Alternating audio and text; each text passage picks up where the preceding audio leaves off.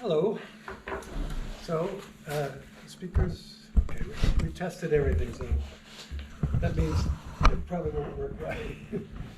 My name's Mikkel Aaland. I've just arrived from San Francisco a few days ago, and I'm a little bit overwhelmed by all the excitement and enthusiasm here with the project. Sorry? Okay. We're good? Yeah, it's always something. Anyway, I can't tell you how exciting it was just to look at that presentation for the bathhouse. Wow, this is just a dream come true. This building here could be turned into some kind of model for the rest of, I want to say the world, but for England, for Great Britain, where you could build just an amazing bathing scene here. I'm just filled with just the vision that you have for this place, and it's really exciting. And also for the vision of the British Sauna Society. Mika and I and Wendy had spent some time talking the other day, and it just everything's happening so fast. It's really fun to watch. I was here back in the 70s when I was working on the book Sweat. And I've been traveling all over the world, visiting cultures that have what I call a sweat bath or a thermal bath, hot air baths. So I was in Russia and Turkey and Finland and Norway and Japan, and finding these really vibrant cultures around this type of bath. And I came to England, and there was a bathtub. And there really wasn't much of a so-called bathing culture here. And I explored it a little bit, trying to figure out what happened, because I knew back in the days of the Roman occupation, the thermae was very popular, and the Romans had one of the greatest bathing culture ever the world has ever seen, and they left it here, but somehow it didn't take. There's a lot of history. There was a time when the Turkish bath came in the 19th century into London, and there was some popularity, some interest. The Russian bath was here for a while, from also the 19th century, late 19th century. But bathing culture itself, you can see even here in the 30s when this place was made, there was I guess some vapor bath, but I don't know if that's really what we think of as a steam bath, was it? It was more, I don't know exactly, but it was? Okay, so there was some of that, but there wasn't a reaching into the history that could have been reached into, which is multiculturalism that is so inherent in this culture here. The British have been all over the world, the four corners of the world. The Brits have been everywhere, and they've kind of done a good job of I'm not going to say assimilating culture, but it's kind of at your fingertips.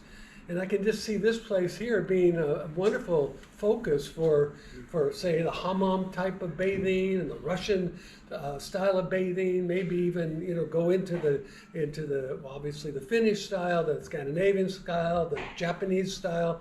This could be kind of a representation of a British view of the world, which is this all-inclusive, diverse world, epitomized here with the different baths.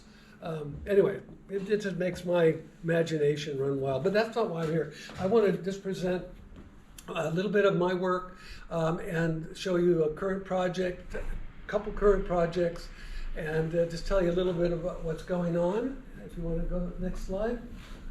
So this was the book I wrote in the 70s, and it was 1978. This was the concept that nobody had directly connected all the dots together of the sweat bath culture around the world. People had written about the Finnish sauna, the Russian banya, but nobody had really seen that this is a worldwide phenomenon. It seems to be a human activity that's as common as baking bread and making wine. And so what I did with Sweat is I spent 3 years traveling around the world to all these different cultures and finding, not as historical references, but in actual use today, the baths in Russia and Turkey, Mexico, Native Americans in North America, Finns, all over the world. And I wrote this book, and it came out in 1978, and then the AIDS epidemic hit. and I don't know how many of you here remember what happened at that time. I remember it very well because I was living in San Francisco, and all the public baths were shut down. This bathing wave that had occurred in the 70s with kind of this countercultural movement, hot tubs. I'm talking about in America. This was going on in a really very upward trend. It just collapsed with the AIDS epidemic. And the 80s was really about people going back into their little shells and being more careful. And the public baths certainly didn't do well. Most of them closed. But what I noticed was in the 90s, because by that time my book was out of print, but I had put up a lot of the material up on the web. Go to the next slide. And so, next slide. So by placing the material from the book, which was hard to get, it's out of print, people were finding this information on the back in those days, the World Wide Web, when it was just started. And I was getting feedback that was really encouraging because something was happening out there. Something was happening with young people, and I could sense that there was a movement back towards a focus on the bath as a very authentic experience among young people who were really hungry for authentic experiences. And not too much longer, a few years later, a producer contacted me and said, let's take your book and all the things in your book and make a TV series out of it. Next slide.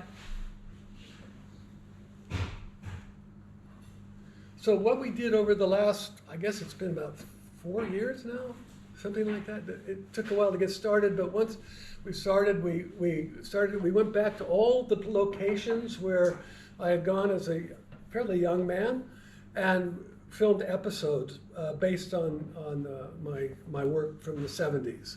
And of course, 2 years ago, all the shooting stopped. We had 9 episodes planned. We filmed 7 of them. We were going to shoot the Baltic. That's where Katie and I were, and we had that. I went there as a scouting trip, and we were ready to film there. We were going to film in Mexico with the Temazcal, which is another form of sweat bath native to the Mayan and Aztec culture.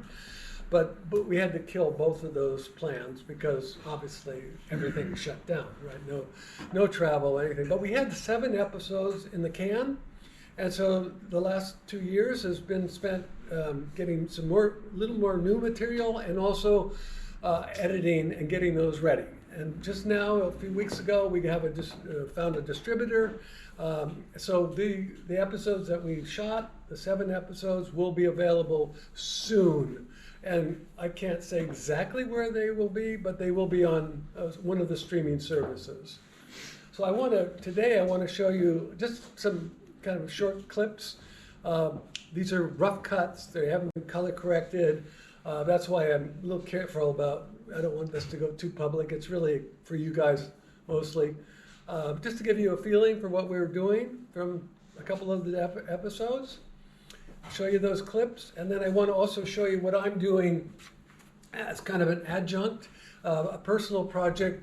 There will be a book that will be, I won't call it necessarily a companion book, but it will come out in conjunction with the series, and I call that Naked Sweat. So we started with sweat, we went to perfect sweat, now naked sweat, and my final project will be no sweat. So that's a joke. So why don't you go ahead and click on it, and now there should be sound. Let's make sure the sound comes. Where are we clicking? So you're forward, just go forward. Oh, you're Katie, you're in charge, okay. Yeah.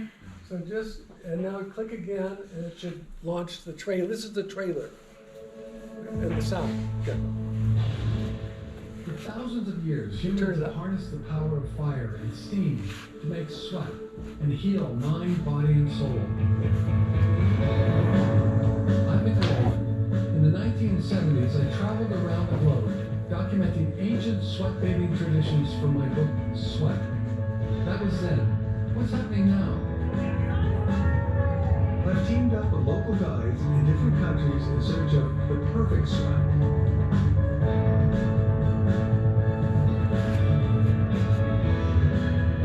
What I'm finding is an explosive rebirth of this healing communal practice. It's about building new communities. Join us as we explore the newest, oldest, biggest, smallest, funkiest, saunas, banyas, hammams, bathhouses, mushibus, and steam baths. They start greeting you, so you go in places from the first second. This is a cool place. You need a sauna in bathhouses, and it has to be a sauna here. Along the way, we'll meet passionate devotees, see some incredible architecture, join stunning rituals, and find out how sweat bathing makes the world a better place. Join us in this amazing adventure in search of the perfect sweat.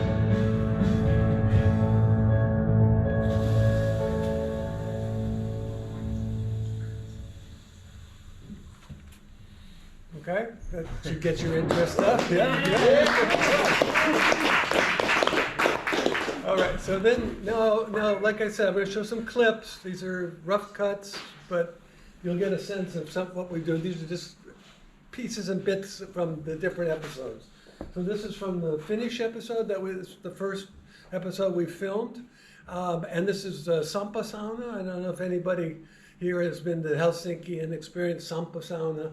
It's this wonderful community built up around all the things that you were talking about that this space wants to represent as well. Some community inspired bathing. Go ahead. We're on our way to Sampa Sauna, a self-service public sauna located on public land near the center of Helsinki. It occurs every day, and it's free, and there's no commercial sponsorship. We need to look cool, so Samuel and I arrive at the sauna on electric scooters. So this is the world's most public sauna. It's been on newspapers all around the world, and they do very special events here. You know, it's open for everybody, it doesn't cost anything. Okay. The after-work crowd that welcomes us is a mixture of artists, business types, and techies, all sharing a common love for the sauna and socializing. It's the ultimate networking party. The soul of the party is Sauna, who looks like a beautiful maiden straight from an ancient Finnish epic poem.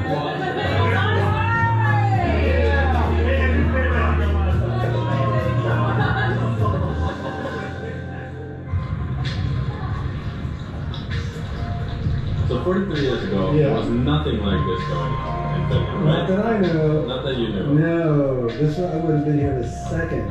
This is great. What do you meet people? Look at the people are talking. I hear that for the foreigners and the people visiting Finland, this is one of the most amazing places to meet people, because it's not easy to integrate into the culture. Here in Finland, the bath is not about superficial cleanliness or efficiency. It's a place where people connect with something larger than themselves. Young Finns have come up with yet another way to bring sauna into everyday life. If you want to experience the new Finland, this is where you have to go.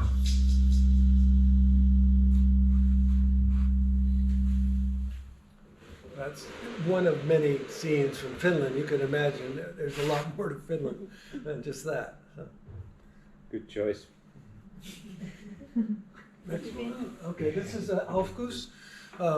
The Aufguss, you know what the Aufguss is, I assume. It's grown out of this German sauna Aufgussmeister, sauna meister, the person that would put the water on the rocks in the public baths. This was back in the 70s. That was happening when I was there as well.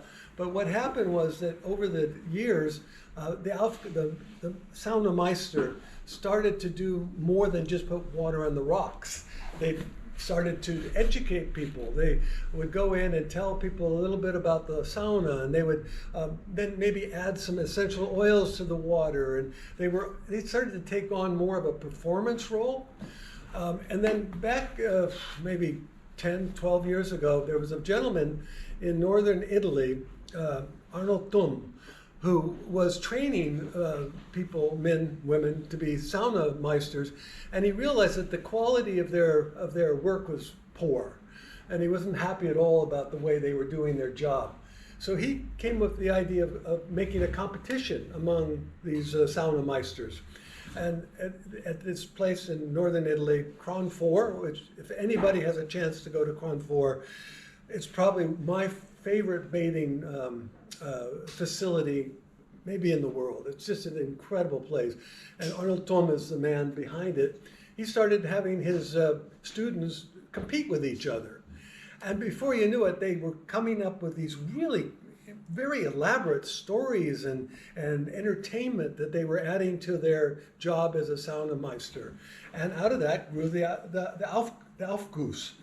And what we filmed, for this episode, well, we filmed a lot of things, but the final scene was there's a worldwide championship now being held every year for the best sauna Aufguss.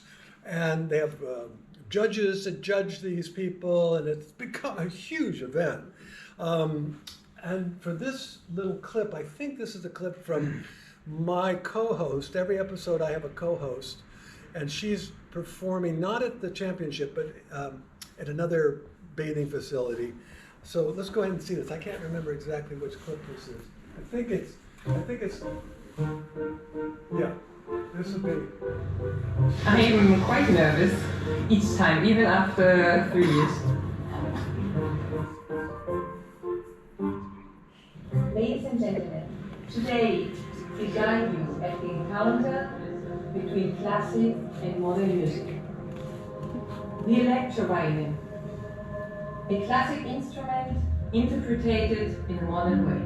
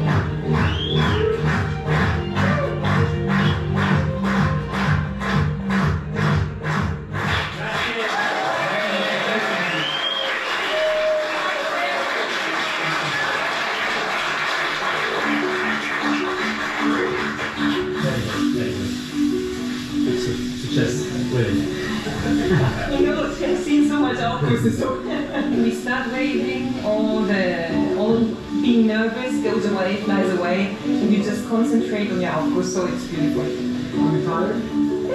Yeah, a little bit sweat. Is it a perfect sweat? For me, it's some kind of perfect sweat. Yeah, so that's Christine Rose and her husband Mario Santini, and I just absolutely love them as a couple, and she was just a fantastic co-host for that episode on Aufguss. Okay. Okay, so this is okay, the Japanese episode, and this is the mountain priest high in the northern part of Japan, and this is really kind of Japan is an amazing place for bathing. It's again one of the great bathing cultures of the world. They have every type of bath you can imagine. There's hot springs and there's a sauna. The Finnish sauna is very popular in there now. But they also have an ancient Japanese style of sweat bath that they're just rediscovering, which is fun to watch them come back to their roots and bring their own bathing history into play and making it modern. But this is a very, very special ceremony that was done for me, for our film crew, by a mountain priest. And the mountain priests, they're really special people. They go off into the mountains in Japan, and they live off the land. Basically, they're very tough. They endure hardships beyond anything I could imagine, and they do it purposely to kind of, not only to get close to nature, but to get close to themselves. And this is one of their ceremonies that we filmed.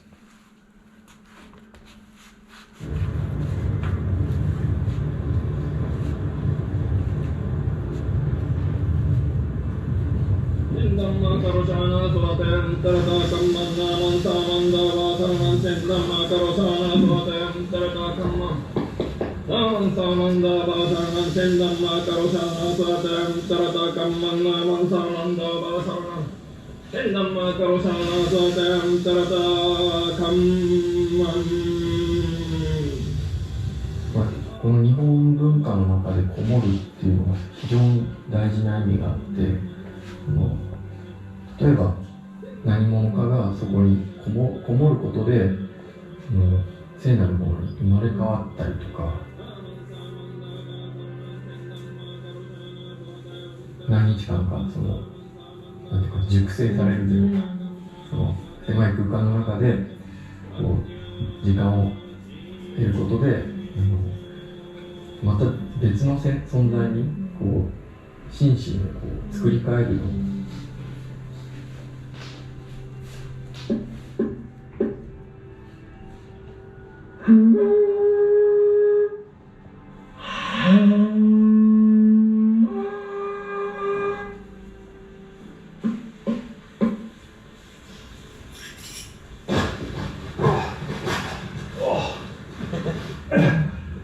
You ready?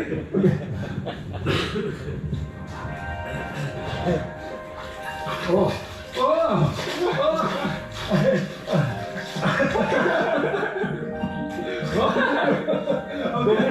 Not bad.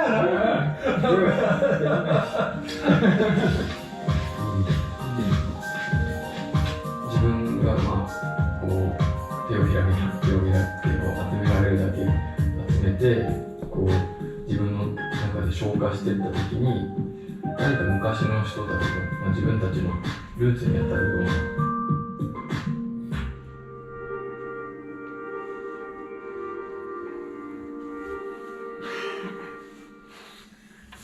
So, yeah, that was very special for me. Well, everything in Japan's special, and I think there's one more. Yeah, one more clip from Japan. This is total opposite. This is the middle of Tokyo, and the Japanese sauna party. And that's what it's called, a tent sauna party. Japanese tent sauna party. They have tent saunas. They pop up all over Japan. And have these big parties. This one is underneath the subway in the middle of Tokyo.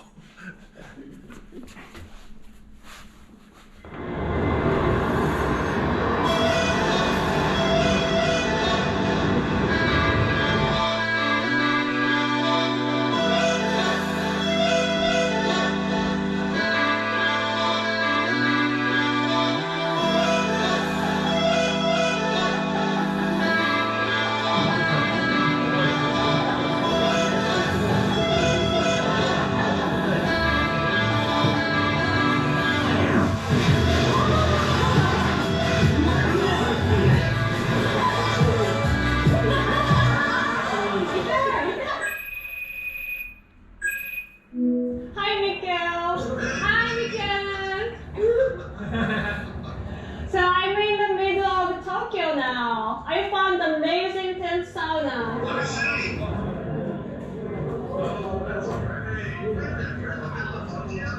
Yes, you have to come and see for yourself. I'm coming. I'm on my way. I'll see you in a few days, okay?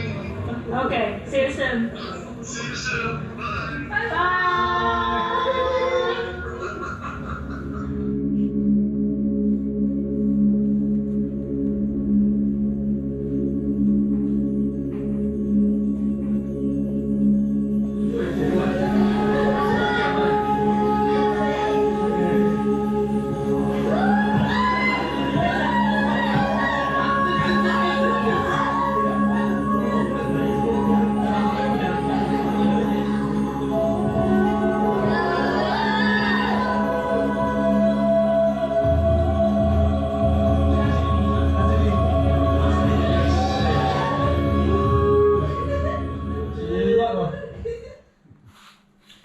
Yeah, okay. There's a lot more to Japan. obviously, but that gives you two extremes. So click the next slide. Pass on that one. So that's the Perfect Sweat series, 7 episodes coming out hopefully soon. And then now I'm madly trying to finish a book that will be out around the same time called Naked Sweat. And it's not a remake of Sweat, and it's not a companion to Perfect Sweat. It's really my opportunity to explore some areas that I wanted to, or that I've come to want to see more of in my work, and that's the photographic side. So I've been kind of free to shoot in a different way that I, for example, when I shot in the 70s. So I'm exploring nudity, but not only nudity, but other things that are more revealing about myself in this book. And there, if you want to just go through, just to give you an idea of the layout. These are just early layout ideas. Go on, and then you can see the photographics. Sweat, the original copy of Sweat had no color. It was black and white. Shooting in the 70s was very challenging with film. Go ahead, next one. Now it's much, my photography could develop, and I'm trying to explore that, as well as just the whole idea of nakedness and nudity. Go on, next. You recognize that? That's Katie. That's okay, right? All right.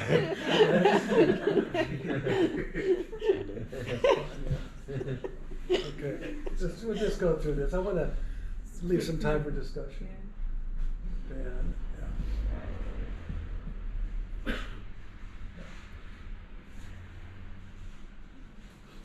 Okay, stop. That's now. I do want to spend a minute on this, but that's Naked Sweat, and hopefully that'll be available as a book in the future as well.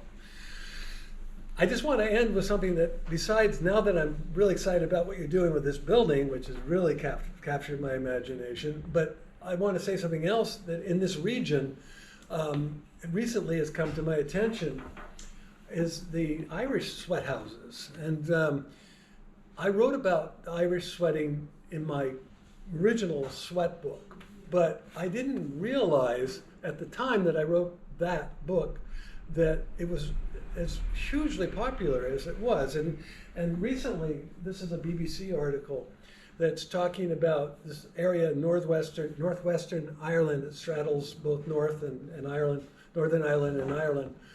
That is, they found all these tremendous amount of mounds, these earthen mounds that were used as sweat houses, and it's a little bit like the Stonehenge mysteries, because we knew in the 19th century there was a lot written about how they were used for health and healing, and mostly by doctors writing about it. But now we're beginning to suspect, because these have been in existence for thousands of years, that there was probably some other things going on, some magical things with the Druids, and in the same way that Stonehenge was used. And there's a group up in Ireland that I hope, Mika, we talked about you connecting with at some point and maybe helping them out, even though they are Irish. That could be a problem. You have to stop ignoring us, yeah. But I'm sure you can work that out. Because the sweat world, we're one big family. There's no boundaries, but they're doing archaeological research, and they got money to do some more exploration there, and it could be a really fun cooperation or collaboration with some of the things you guys are doing. So that's something that just recently caught my interest. Is that? So we tried to get these Irish archaeologists to do a talk with us. So like we are doing talks right now. So yeah, at least get something going, yeah. Some kind of communication. Yeah. Because, like I said, the whole idea of British bathing is kind of you have your own, there's something here that's yours, that's original, that you can dig down and find. And of course, there's always going to be the influences of the four corners of the earth, because that's always come into play, at least in the last 500 years into England. But find your roots, find out where go back, dig in, and make some things your own. and make it your own. You know, the word sauna is a Finnish word, and it pertains to a Finnish style of bathing, and we love it, and I love it. But I also love the hammam, which is a kind of Islamic form of bathing, which is a sweat bath, but it has its own history, its own architecture.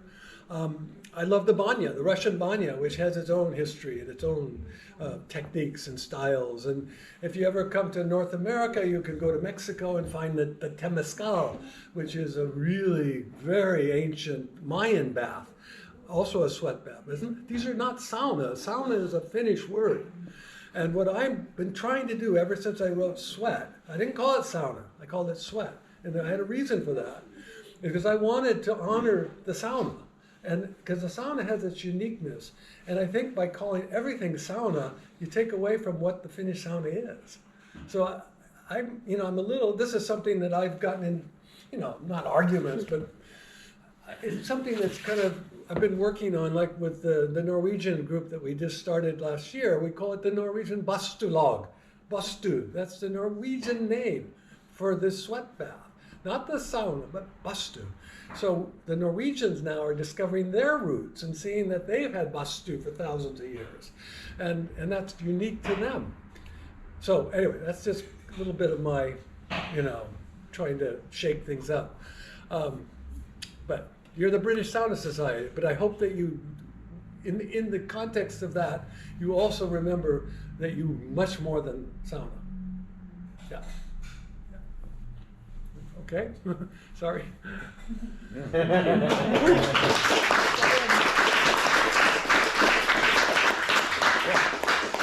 one big tribe. Yeah, do you guys have, I have a little bit, don't I have a little bit of time, or do you want to move on to the next speaker?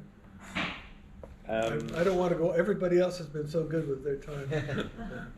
No, you're well within your, I think you need to leave at 5, so. We can ask questions if they want. Yeah, we could do some questions now, yeah. Cool. That was really interesting, thank you. Someone like yourself who's been doing this for such a long time, going to so many different countries, different cultures and stuff, is there one that, and that's probably an impossible question, but is there something that still sticks in your mind that has been the closest thing to like the perfect sweat?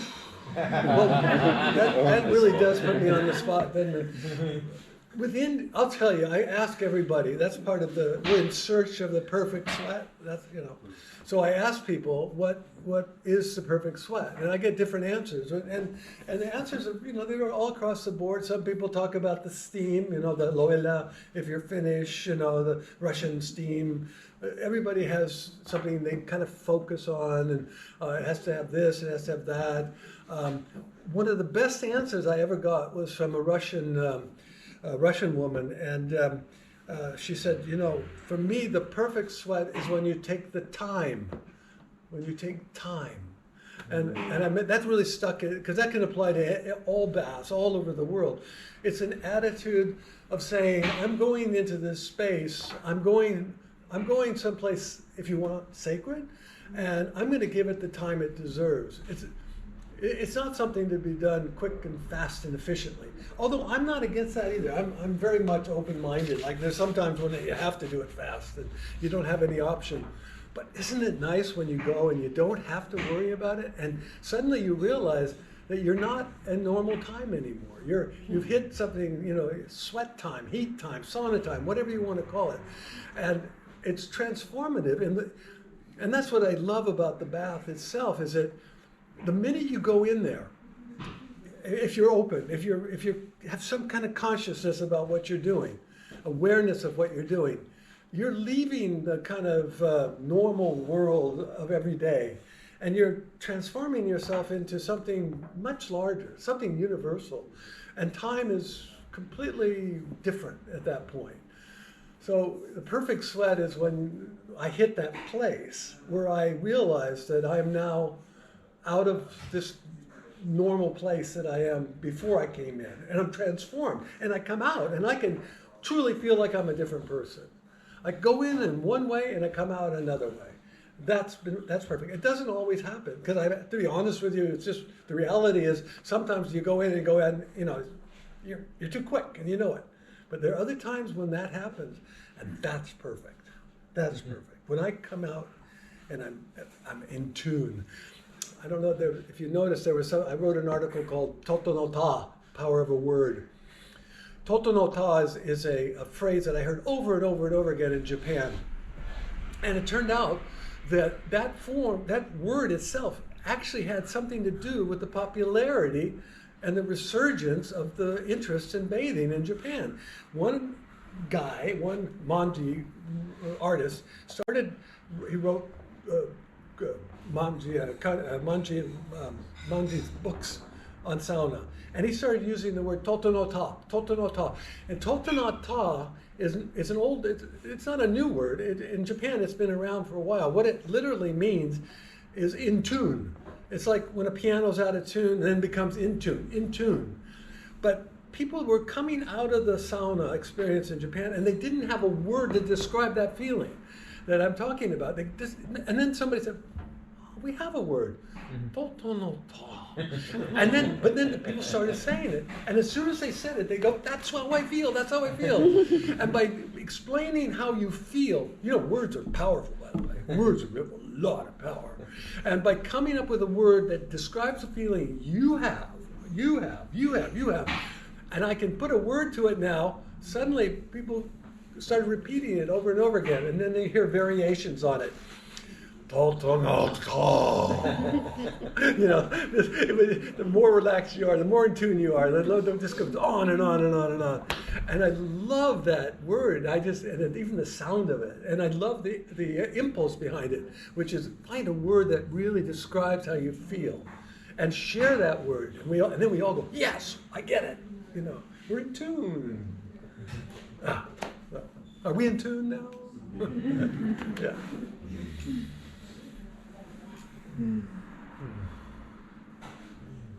Did I answer your question? Yeah, I think I did. Yes. Good. Other questions? I have another on this question that might put you on the spot. But let's imagine that Perfect Sweat is a massive success. Netflix, Amazon, Elon Musk, everyone wants to put money into it, and you're definitely going to do season 2. We'll see. So you never know. So, what would make you come back to UK to film an episode? When this place is what I said it is, when this becomes the model of this incredible international bathing center, put you on the spot.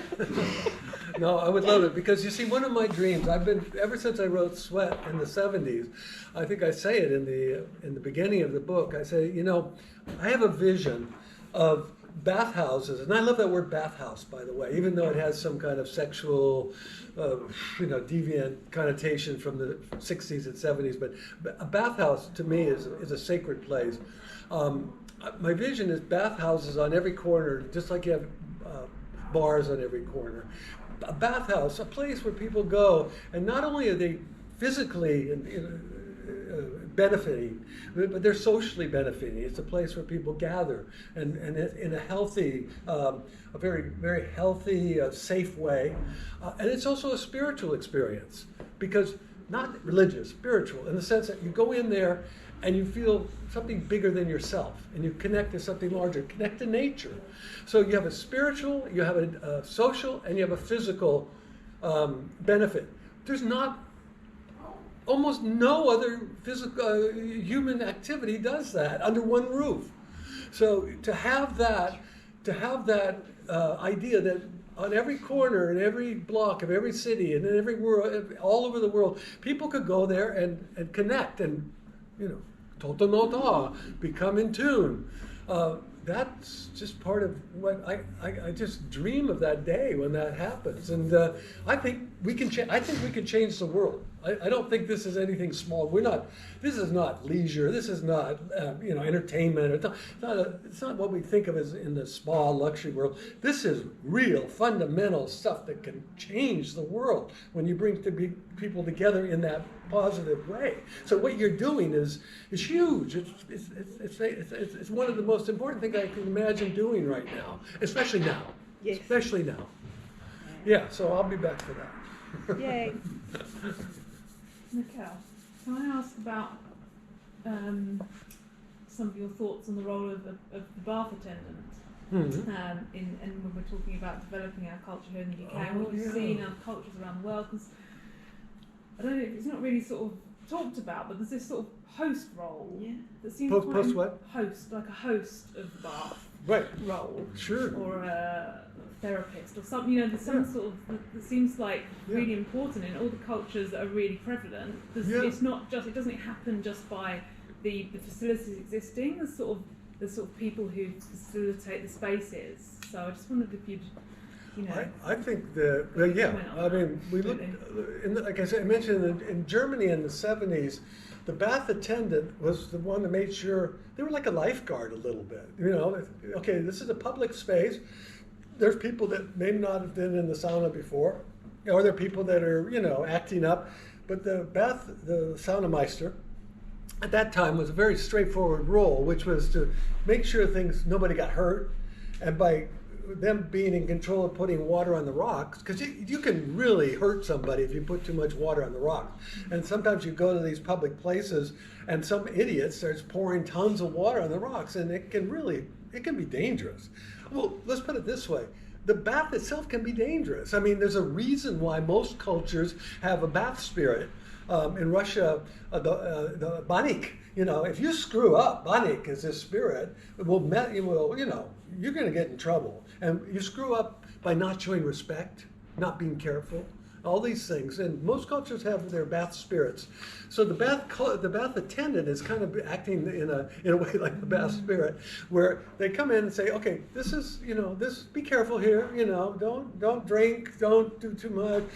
If you put water, let me put the water on. You can educate people about their bodies. So I think it's a really important role, and I think the whole idea of what Germany did by training their saunameisters was really positive. And I think what's happening with Lithuania and Birute and you know, the training the Venik people, you know, the switching people, I think that's all. I think is really important, as is important what we're doing here, the educational aspect of it. You know, that we're learning. This is, you know, I don't know how many of you are into wine, but wine itself is wine. And then you have the variations of wine. You have the Cabernets, you have the Sauvignon. And the more you get to know about a wine, the more that you appreciate the wine and the varieties of the wine. So in a way, that's kind of what we're doing here. There's the bath, and then there's all these variations. And as we learn more and more about how the Turks do it, how the Finns do it, how the Russians do it, we learn to know what we like, what's our preferences, and we can also educate other people about that too. So it just becomes a bigger and bigger world with much more depth and much more, there's much more to the fabric. So I would just say that's just part of it, education, and the education can come through the bath attendants, of course. And the bath attendants can be a variety of types of bath attendants too. It can be more like a shaman type of attendant. For some type of people, they might enjoy that.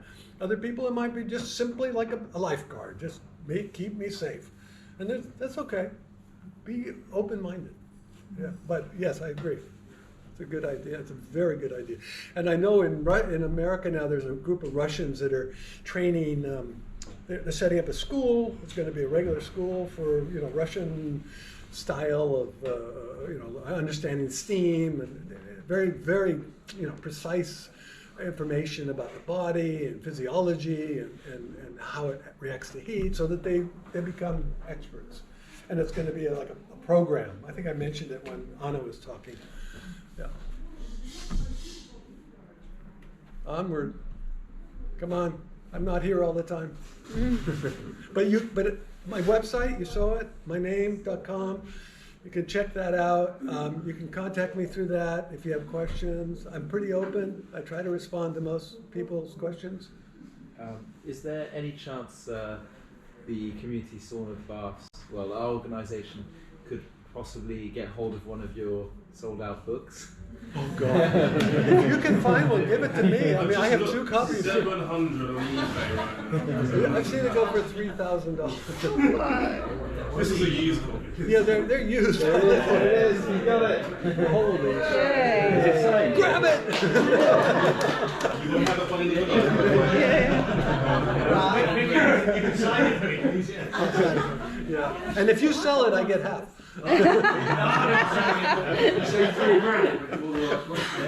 We'll have an auction right now. No, that's fantastic. No, yeah, go ahead, sir. You talked about how important kind of bathing culture in lots of societies. You listed lots of them. I'm just wondering if you found an area of the world that doesn't really engage it, or you haven't, there's not enough evidence of that they're engaging. Like, I don't know, maybe parts of Africa where... Like where? Maybe parts of Africa where it's less popular, so I just wondered if you... Yeah, no, it's good, because that's season 2. No, but seriously, in Sweat, I wasn't able to go to... In the 70s, I was limited in where I could travel to. So I didn't get that much to Africa, except for Northern Africa, of course. But I'm finding out more and more that there are Sweat, especially beyond... subtropical Africa has some Sweat cultures that I'm just starting to hear about now. That's how it works, right? You know, a lot of it is kind of just buried. We didn't hear about it in the West. So I'm starting to hear more about the southern part of Africa and Sweat cultures. I found that around the equator, in that area, in the tropical areas, all around the world, the Sweat culture is a little different because obviously if you've been to Thailand or anywhere, it's hot and humid, you know, all the time. What they use to sweat, spices. So they're building the heat from inside. So there is a Sweat culture. It's just not the same as the southern climates where the heat brings out the sweat. They already have their heat. But Africa, China, I'm really interested. I didn't get to Korea before, and Korea's, you know, like Japan, has great bathing culture. Siberia.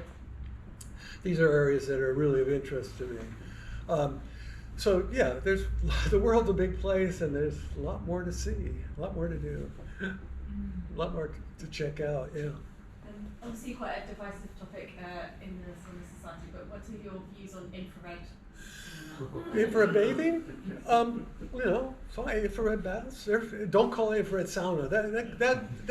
That really bugs me. But you know, I'll tell you why. In the same way, I wouldn't call a hammam a sauna. In the same way, I wouldn't call a Russian banya sauna. You know, I just think, come on, you know, Finns just did this wonderful, incredible job holding on to, whereas Northern Europeans in general have dropped their sweat bathing culture. All over the world, people drop their own culture. The Finns, those goddamn stubborn, wonderful Finns, they just held on to that sucker, right? And it's true. It's why many of us are sitting here today, because the Finns, sauna, Finland, infrared, you know, if a Finn wants to call infrared sauna, they can call it whatever they want. They're the Finns, right? It's their thing. But I would just call it an infrared heat box, infrared chamber. It's just more accurate because a sauna specifically really, in its fundamentals, is rocks with water on the rocks and steam. And you don't get that with infrared. Now, I'm not against infrared. Don't ever think I am, because I've been into some of the new boxes that are being built that are, frankly, during the COVID, when in San Francisco, I don't have my own sauna, and I was suffering really. So I would have taken anything at that point. And the infrared boxes can fit into little apartments, and they can go places, and they can be okay. And there are people that are saying that some of the medical stuff is, you know, very, convincing. So I'm not against it. Just don't call it sauna. That's all. That's from my. Does that answer your question? Yeah. Okay. And you know that the EU are moving to ban the use of the word sauna for any sort of thermal, wooden thermal room that is cooler than 70 C, which immediately outlaws all the infrared boys selling little infrared boxes and so on. Which they did with the word champagne. You can't call sparkling wine champagne unless it meets certain criteria. And, I think that's fair, frankly. Yeah. Good. Would you mind telling us a little bit about the towel installation project? Oh, God. Towel. Did you guys contribute? Did anybody here contribute? You did, yes, Katie. Oh, my God, you did. We did in the whole British Sauna Society for our people to It was such an amazing thing, but COVID, what can I say? We asked for. So there's in Oslo, there's a huge pyramid structure that is based on the old salt cod drying racks. And it's at a bathing installation called Salt. And I walked up and I saw this structure a couple years ago, and I think it was an exhibition of Finnish workers' shirts on it. I thought that was so cool. They got around Finland with getting workers' shirts. And I thought, why don't we go around the world and get towels that people have sweated on while they were bathing? And then we would make this homage to wellness. And then what I did is all these photographs that I've been taking, we printed them on towels, and this great company in Germany that printed them. They're just huge towels with photographic prints from my work. And so we hung the towels on this, I think there were people from, 20, 30 countries that sent. We had 500 towels sent in with people signing their names on them after having sweat on them. And we hung the towels on this fish drying rack with the photographs. It was just a beautiful exhibition in March 2 years ago, right when COVID hit. It's like, oh shit. It's like, because in Oslo in the summer, normally, it would have been hundreds of thousands of people would have walked by it. Everything was shut down, but there's still the memory of this. I have a memory and photographs of this amazing exhibition of sweated towels from all over the world, from people that went out of their way to make beautiful artwork on some of the towels, and it still sits there in my mind as like amazing project. It truly was beautiful to see. I have all the towels in my garage in Norway, so maybe someday we can bring it. Maybe we can do it here sometime. Yeah, ship them on down. But it was really well received until people started thinking, "Can you get COVID from sweat?" You can't. Don't worry. Any more questions? We have to put. Yeah, we're going to have to wrap it up. Yeah, and then we wrap up, I think.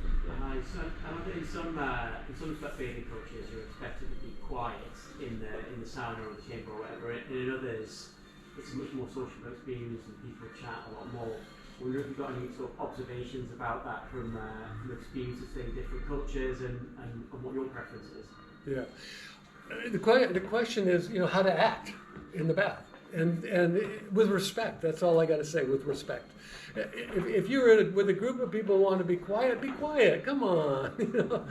And there are other times when, God, it's a bachelor party, for God. I had my bachelor party in a sauna. We were not quiet. But I've been with a Navajo medicine man, and there's a whole different attitude towards a ceremony that he's leading with respect, So I just say it's, communicate what you want. And if you go to a public bathhouse that's really loud and boisterous, and you can't tell everybody to shut up because that's what they're doing. Go someplace else or find another place. Be respectful. Be respectful. And there's a time and a place to be quiet. There's a time and a place to be loud. I don't think there's any one way to be. Be respectful. Yeah. Let's all respect each other. Yeah. Hey guys, I'm gonna have to go. Thank you so much.